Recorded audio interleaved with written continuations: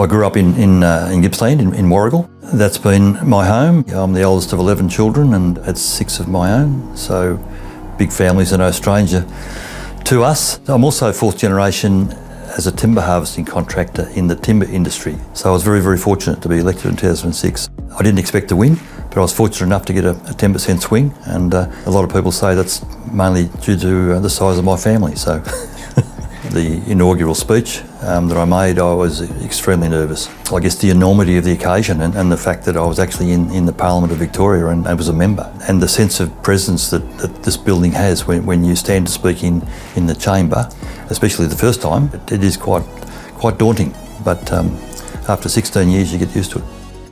Winning government in 2010 and coming to government and then being able to deliver a number of projects that were important to my community, that certainly was rewarding, but also being the Parliamentary Secretary for Forestry, which was my background, and then Parliamentary Secretary for Transport, really things that I really enjoyed and felt that I could really make a difference. They're two things that really stand out. I can also say that there are a lot of little wins along the way that mean so much to the people that you've helped that give you a lot of satisfaction. The biggest challenge has been getting things delivered for my community from opposition. Because we've been in government only for 4 years out of the 16 years, building relationships with government ministers, Labor government ministers, has been a challenge, but I've been really reasonably successful in that, and they've been able to help me with things in my community. So whilst it was a challenge, it was also great to be able to build a relationship with them and still get things delivered for my community.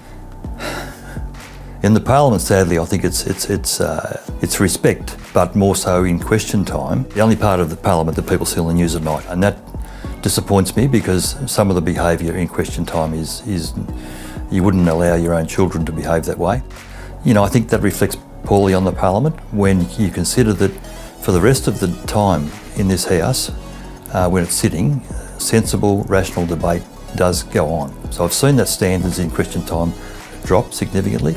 And at times I've seen the respect for the Speaker drop as well. But still, we're lucky to have the democracy we live in and a Parliament as we have. Also with the support of the parliamentary services and all those that work here. I mean, it's an amazing place to be able to attend and work with the support around us that we have. So whilst there's some negatives, there's some great positives as well. My lasting memory probably is just the friendships I've made on both sides of the House. Some really good friendships, and vast majority of our members of Parliament are here for the right reasons. They're here to make a difference, they're here to represent their community, and they're here to try and address the needs of their community the best they can. So that's what I'll remember the most, for sure. It does have pays a toll on your family, and my wife's been very patient. But it's about giving back time to her and also to my family. We've got 21 grandchildren, so whilst it's very expensive at Christmas, it's also time to give some genuine time back to them and help out their parents as best we can.